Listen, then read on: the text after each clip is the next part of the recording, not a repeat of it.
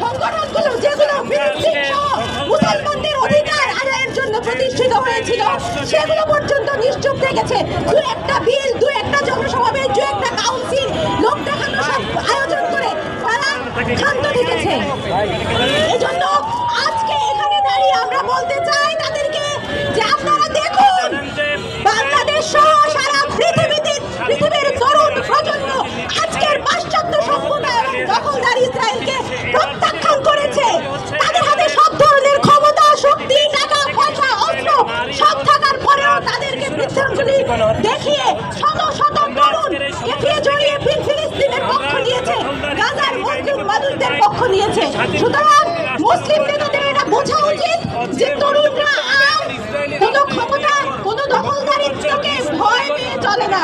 সুতরাং আমাদের মুরব্বী নেতারা, আমাদের মুরব্বী যারা আছে সারা পৃথিবীতে, তারা কি এখন তাদের তরুণদের, তাদের জনগণদের সাথে থাকবেন, নাকি এখনো বিশ্ব অন্যদের পায়ে পানি ঢেলে যাবেন? সেটা এখন তাদের সিদ্ধান্ত। আমরা তাদেরকে বলে দিতে চাই কালোর মাধ্যমে যে আমরা মুসলিমদের পাশে আছি, যা কিছুই হয়ে যাক না কেন আমরা ফিলিস্তিনের মুসলিম মানুষদের পক্ষে আছি। আমরা পৃথিবীর যেখানেই জুলুম তারই বিপক্ষে আছি এবং বাইতুল মাকদিস এটি যে আমাদের কিবলা, এটি রক্ষার দায়িত্ব যে আমাদের, সেটি আমরা সে সম্পর্কে সচেতন এবং সবার মধ্যে আমরা সে সচেতনতা ছড়িয়ে দিতে চাই। সবশেষে আমি ফিলিস্তিনের সেই সব মুসলিম ভাই বোনদের বলছি, আপনাদের উদ্দেশ্যে আমাদের শুধু সালাম। আমরা বিশ্বাস করি আপনারা উম্মতের ইজ্জত এবং আস্থা ভরসার প্রতীক।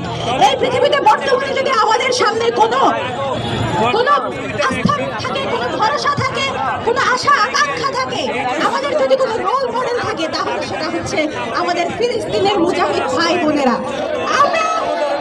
আমরা ফিলিস্তিনের গাজার সেই সব বীর মায়েদের প্রতি আমাদের সালাম, যারা তাদের সন্তানদেরকে জন্মই দেন মুজাহিদ হিসেবে তৈরি করার জন্য, বাইতুল মাকদিস এবং ফিলিস্তিনের জন্য উৎসর্গ করার জন্য, যারা তাদের ছোট ছোট সন্তানদেরকে দৃঢ়তা, মনোবল এবং সাহসের শিক্ষা দিয়ে থাকেন, যারা তাদের সন্তানদের অতি মমতায় লালিত পালিত সন্তানদেরকে একের পর এক